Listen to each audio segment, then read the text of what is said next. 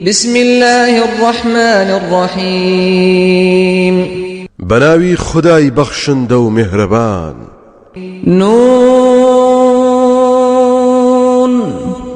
والقلم وما يسطرون. چەند پیتێک لە سەرەتای هەندێک لە سوورەتەکانی قورئاندا هاتوون ژمارەیان 14 پیتە.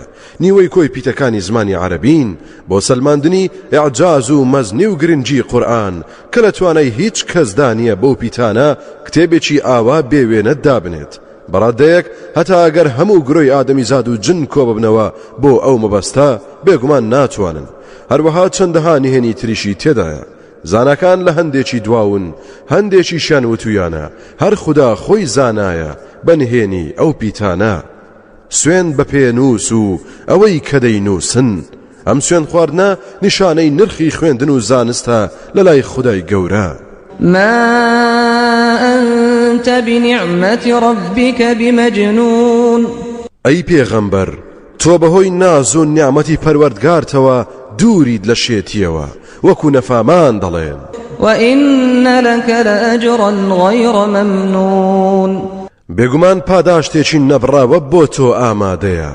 وإنك لعلى خلق عظيم فستبصر ويبصرون بأيكم المفتون.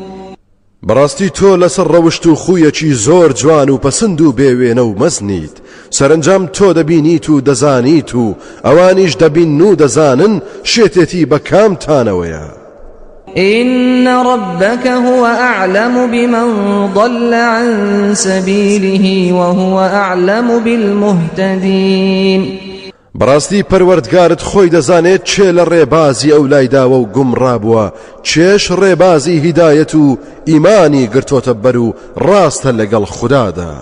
فلا تطع المكذبين ودوا لو تدهن فيدهنون. تۆ هەرگیز بە قسەی ئەوانە مەکە کە باوەڕیان بە تۆ نییە و بەرنامەکەی تۆ بە درۆ دەزانن. ئەوانە ئاواتە خوازن کە تۆ نەرمی بنوێنیت اینجا ئەوانیش نەرمی بنوێنن. ولا تطع كل حلاف مهين هماز مشاء بنميم. بەقسەی هەموو ئەوانە مەکە کە زۆر سوێن دەخۆن و زۆر سووک و ڕیسوان ئەوانەی کە بە شوێن عیب و عاردا دەگەڕێن و دوزمانی دەکەن و فتنە دەجێڕن و حەزیان لە ئاشوبە. مناع للخير معتد أثيم. زۆر دژی خێر و چاکەن و دەستدرێژی دەکەن و گوناه ئەنجام دەدەن و پیلان دەجێڕن. عتل بعد ذلك زنيم أن كان ذا مال وبنين إذا تتلى عليه آياتنا قال أساطير الأولين. لهمان کاتدا ئێسکتاڵ و ڕەوشت ناشرین و ناکەس بە چەو باوک نادیارن. هەریەکەیان بەوە دەنازێت کە هەندێک ماڵ و سامان و کوڕی هەیە. کاتێک ئاەتەکانی ئێمەی بەسەردا دەخوێندرێتەوە بێباکانە دەڵێت ئەمە داستانی پێشوەکانە ئەمە بەسەرهاتی دێرینە. سنسمه على الخرطوم إنا بلوناهم كما بلونا أصحاب الجنة إذ أقسموا ليصرمنها مصبحين ولا يستثنون. ئێمە سەرنجام لوتی داغ دەکەین و سەری لوتی ڕەش دەکەین. بەڕاستی ئێمە ئەو خەڵکەمان تاقی کردەوە هەر وەک خاوەنانی باخەکەمان تاقی کردەوە کاتێک سوێندیان خوارد بێگومان بەیانی دەیچنن بێ ئەوەی بڵێن بە پشتیوانی خوددا یا بەو مەبەستەی هیچی پێوە نهێڵن بۆ هەژاران. فطاف عليها طائف من ربك وهم نائمون. ئەوسا پەروەردگارت بەڵایەکی داواران بەسەر باخەکەدا لە کاتێکدا ئەوان خەوت بوون. فأصبحت كالصريم. ئیتر وەک باخێکی لێهات کە هەمووی چن رابێتەوە و هیچی پێوە نەمابێت. فتنادوا مصبحين أن اغدوا على حرثكم إن كنتم صارمين. ئەوسا بەیانی زوو یەکتریان ئاگادار کرد و وتیان با بچین بۆ سەر باخ و بێستانەکەمان ئەگەر بڕیارە بیچنین. فانطلقوا فانطلقوا وهم يتخافتون ئەوسا دەرچوون بەنهێنی و بەهێواشی دەڕۆیشتن بەچپە قسەیان دەکرد ألا يدخلنها اليوم عليكم مسكين دەیانوت نابێت ئەمڕۆ هەژاران پێمان بزان و ڕوو بکەنە باخەکەمان وغدوا على حرد قادرين بەیانی زوو بۆی دەرچوون وایان دەزانی کە توانی و یانە هەژاران بێبەش بکەن فلما رأوها قالوا إنا لضالون کاتێک گەیشتنە باخە وێرانەکە و بینیان وتیان بێگومان ئێمە ون بووین و ڕێمان هەڵە کردووە بل نحن محرومون دوای ئەوەی دڵنیا بوون ڕێیان هەڵە نەکردووە وتیان نەخێر بەڵکو ئێمە بەش بڕاو کراوین قال أوسطهم ألم أقل لكم لولا تسبحون لە هەمویان ژێرتر وتی پێم نەوتن کە حەق وایە تەسبیحات و ستایشی خوددا بکەن و سوپاس گوزاری بکەن قالوا سبحان ربنا إنا كنا ظالمين ئەوسا هەموو وتیان پاچی و بێگەردی بۆ پەروەردگارمانە بەڕاستی ئێمە ناحەقیمان کرد فأقبل بعضهم على بعض يتلاومون قالوا يا ويلنا إنا كنا طاغين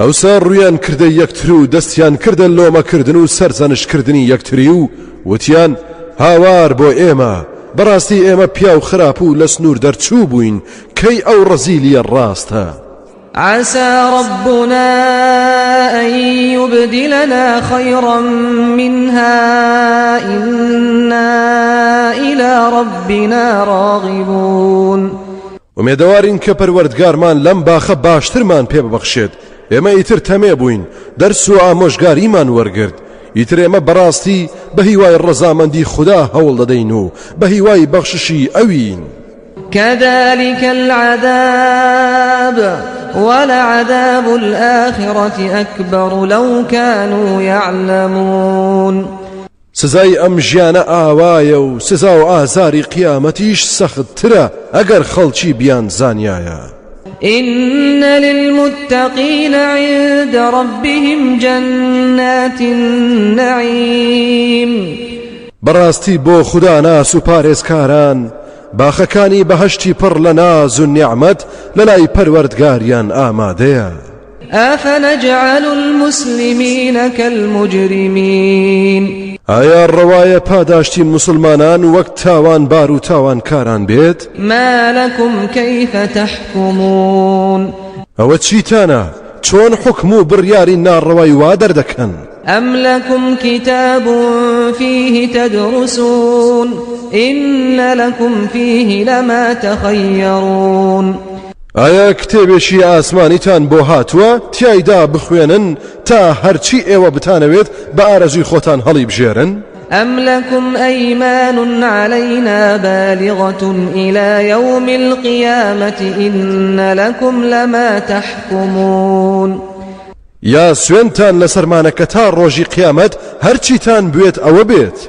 سلهم أيهم بذلك زعيم پرسیاریان لێ بکە بزانە کامیان زامنیە و کارەیە أم لهم شركاء فليأتوا بشركائهم إن كانوا صادقين ئایا ئەمانە شەریک و هاو بەشیان هەیە لەم بڕیارەدا کوان دەبا بیان هێنن ئەگەر ڕاست دەکەن يوم يكشف عن ساق ويدعون إلى السجود فلا يستطيعون ڕۆژێک دێت پەردە لەسەر هەموو شتێک لا دەدرێت و لاق دەردەکەوێت خوددا نەناسان بانگ دەکرێن بۆ سوژدەبردن بەڵام ناتوانن خاشعة أبصارهم ترهقهم ذلة وقد كانوا يدعون إلى السجود وهم سالمون ئەوانە ئەو ڕۆژە چاویان شۆڕە و زەلیلی و خەجاڵەتی بەتەواوی دایان دەگرێت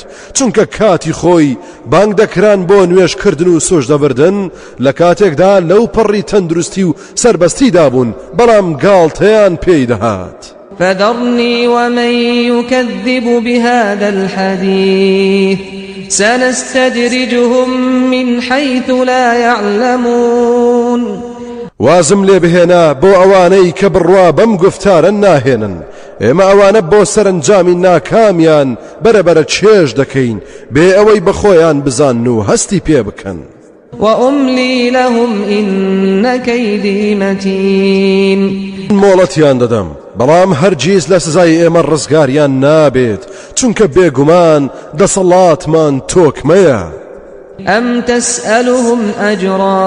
أم تسألهم أجرا فهم من مغرم مثقلون ئەی ئایا تۆ داوای کرێیان لێ دەکەیت تا قەرزباری زۆر ببن و نەتوانن لە ژێری دەرچن أم عندهم الغيب فهم يكتبون ئەی ئایا ئەوانە غەیب زان و لە نهێنیەکان ئاگادارن تا بۆ خۆیان شت یاداش بکەن و دژایەتی ئیسلام بکەن فاصبر لحكم ربك ولا تكن كصاحب الحوت إذ نادى وهو مكظوم لولا أن تداركه نعمة من ربه لنبذ بالعراء وهو مذموم فاجتباه ربه فجعله من الصالحين ئەی پێغەمبەر تۆ خۆڕاگر بە لە بەرامبەر فەرمانی پەروەردگارتەوە نەکەیت وەک هاوڵ و خاوەنی نەهەنگەکە بیت